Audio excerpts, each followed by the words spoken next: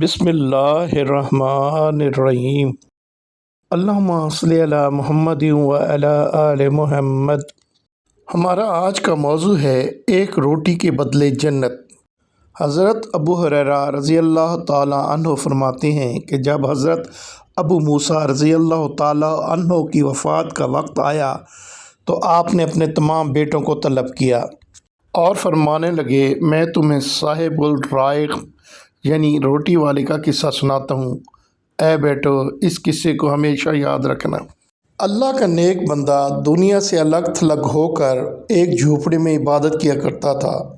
وہ 70 سال تک مسلسل اسی جھونپڑی میں رہا اور اللہ کی عبادت کرتا رہا۔ وہ مسلسل اس جھونپڑی میں رہ کر عبادت کرتا رہا، کبھی باہر نہ آیا۔ ایک دن وہ باہر آیا تو شیطان نے اسے بہکاوا دیا۔ شیطان نے اسے ایک عورت کے عشق میں مبتلا کر دیا۔ وہ عبادت گزار بندہ 7 دن تک اس عورت کے ساتھ رہا۔ جیسے ہی غفلت کا پردہ ہٹا، اس نے توبہ کی۔ وہ اپنے اس فعل پر بہت نادم تھا اور قدم قدم پر نماز پڑھتا اور جنگلوں میں بھٹکتا پھرتا اور اللہ کے حضور توبہ گزاری کرتا تاکہ اللہ تبارک و تعالیٰ اسے بخش دے۔ جنگلوں میں بھٹکتے بھٹکتے وہ ایک جگہ پر جہاں 12 مسکین رہا کرتے تھے آیا اور بیماری اور کمزوری کی وجہ سے گر گیا۔ اس جگہ ایک راہب ان 12 مسکینوں کو ایک ایک روٹی روز تقسیم کیا کرتا تھا۔ جب اس نے اس مسکین کو دیکھا تو اسے بھی ایک روٹی دے دی۔ اس طرح ایک مسکین کو روٹی کم ملی۔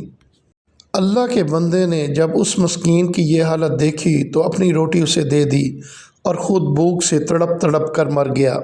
فوت ہونے کے بعد جب اس کی 70 سالہ عبادت میں گزاری راتوں کا وزن کیا گیا اور پھر ایک روٹی کا وزن کیا گیا، روٹی صدقہ کرنے کا وزن 70 سالہ عبادت پر زائد ہو گیا۔ اس ایک روٹی کے صدقہ کرنے کی وجہ سے اس کی مغفرت فرما دی گئی۔ حضرت ابن مسعود رضی اللہ تعالیٰ عنہ سے بھی یہی حکایت مروی ہے۔ اس حکایت سے ہمیں یہ سبق ملتا ہے کہ صدقے کا ثواب دن رات گزاری گئی عبادت سے افضل ہے۔ صحیح بخاری کی حدیث کریمہ ہے کہ اگر تم صدقہ دینا چھوڑ دو گے تو تمہارا رزق بھی بند کر دیا جائے گا۔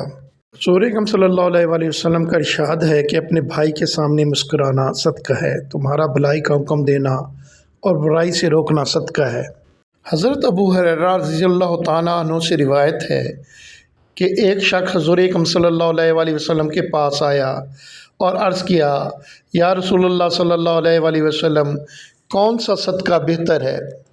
آپ صلی اللہ علیہ وآلہ وسلم نے فرمایا کہ وہ صدقہ تم خود بھی ضرورت مند ہو اور اپنی ضرورت چھوڑ کر دوسرے کی مدد کر دو۔